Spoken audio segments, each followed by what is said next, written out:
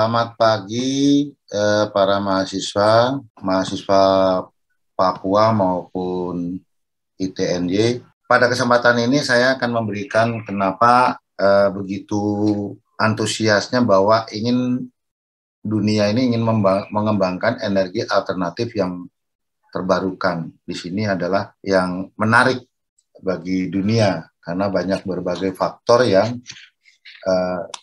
keharusan untuk mengembangkan energi baru dan terbarukan. Latar belakangnya terutama pemakaian energi terus meningkat dan tinggi dari tahun 1970. Ini kebetulan data lama, data baru saya belum mendapatkan, bahwa minyak bumi serapannya jumlahnya juga cukup besar, sekitar 88% dari tahun 70-an.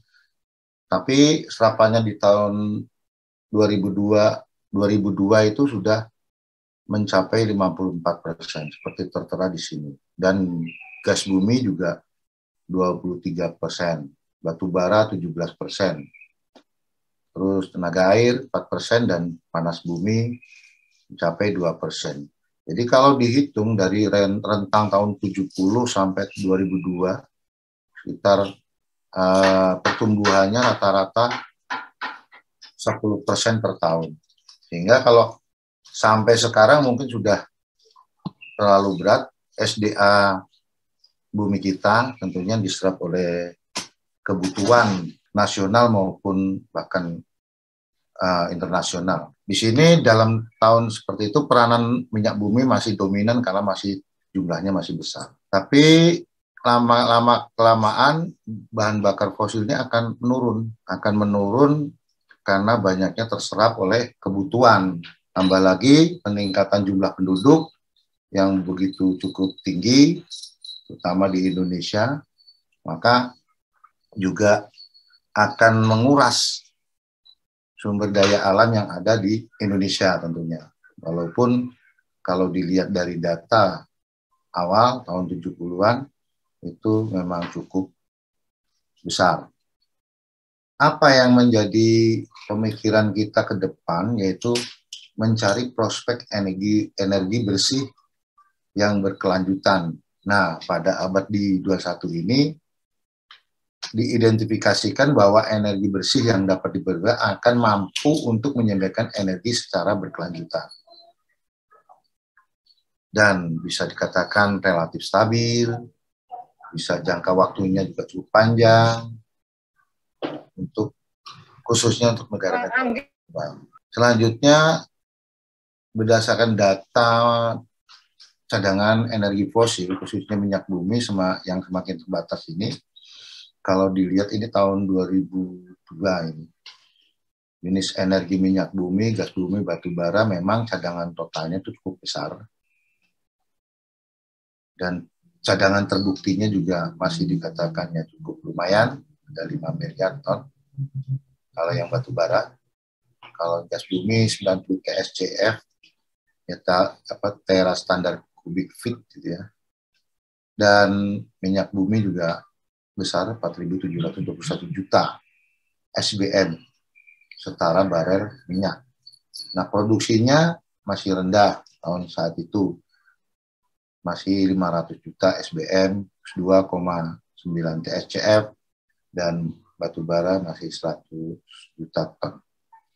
Nah, perbandingan cadangan per produknya itu ini kalau apabila tidak ditemukan lagi cadangan baru, kemungkinan dari tahun 2002 itu 10 tahun sudah habis atau menipis. Gas bumi yang masih cukup tinggi dan batu bara masih melimpah. Nah, Indonesia itu sampai tahun 2003 termasuk menjadi yang net importer minyak bumi. Jadi kalau lihat dari grafik ini, dari tahun 99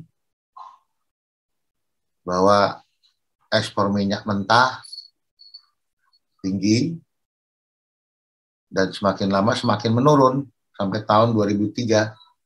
Sedangkan impor semakin lama semakin naik. Di tahun 2003 ini sudah naik. Nah, ini yang berbahaya kalau memang impor minyak mentahnya, artinya kondisi di Indonesia itu sudah dalam tanda kutip sudah berkurang. Tetapi itu juga belum pasti karena memang hubungannya dengan sosial politik dunia. Dilema naiknya harga minyak bumi itu berbagai macam. Harga BBM tidak dinaikkan, ini akan memberatkan negara, keuangan negara tentunya.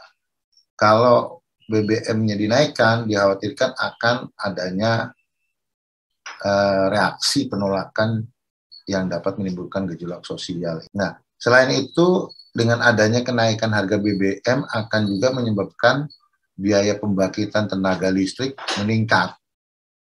Seiring juga dengan pertumbuhan penduduk, pertumbuhan industri, dan pertumbuhan lainnya yang sehingga banyak menguras sumber daya alam yang ada di Indonesia. Terus pemerintah harus bagaimana? Misalkan pemerintah tentunya melakukan suatu beberapa kebijakan. Contohnya kebijakan pengurangan subsidi. Jadi subsidi BBM ini bukan hanya dari yang sekarang digulirkan atau dibicarakan oleh para pemerintah juga. Dari dulu juga subsidi selalu. Apalagi saat-saat ini bahwa kondisi dunia ini banyak inflasinya cukup tinggi.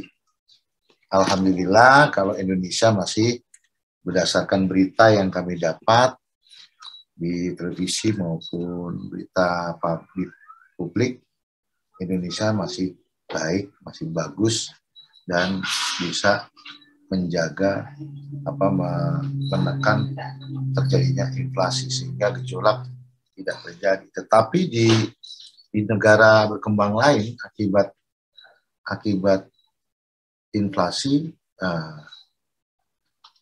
menyebabkan negara menjadi bisa bangkrut. Begitu juga BBM. Nah, BBM naik, gejolak. Terus dampak pemberian subsidi tersebut ini bisa dirangkai dengan diagram seperti ini. Misalkan dibantu dengan subsidi BBM, ini harga BBM murah, maka ini dikhawatirkan adanya terjadinya manipulasi pemanfaatan BBM. Jelas. Terus ada pemakaian BBM tidak efisien, boros. Terus pemanfaatan energi lain juga tidak berkembang karena BBM. Ini baru BBM, belum lagi yang lainnya.